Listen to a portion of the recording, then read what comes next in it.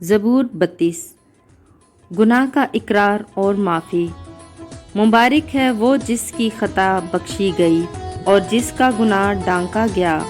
مبارک ہے وہ آدمی جس کی بدکاری کو خداوند حساب میں نہیں لاتا اور جس کے دل میں مکر نہیں۔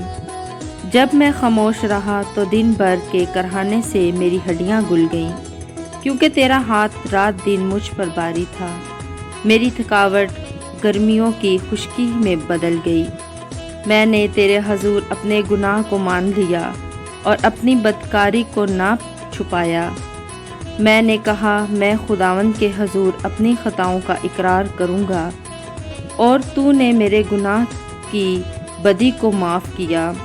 اسی لیے ہر دیندار تجھ سے ایسے وقت میں دعا کرے جب تو مل سکتا ہے۔ یقیناً جب سیلاب آئے تو اس تک نہیں پہنچے گا۔ تو میرے چھپنے کی جگہ ہے، تو مجھے دکھ سے بچائے رکھے گا۔ تو مجھے رہائی کی نغموں سے گھیرے رہے گا۔ میں تجھے تعلیم دوں گا اور جس راہ پر تجھے چلنا ہو تجھے بتاؤں گا۔ میں تجھے صلاح دوں گا، میری نظر تجھ پر ہوگی۔ تم گھوڑے یا خچر کی مانند نہ بنو جن میں سمجھ نہیں، جن کو قابو میں رکھنے کا ساز دہانہ اور لگام ہے، ورنہ وہ تیرے پاس آنے کے بھی نہیں۔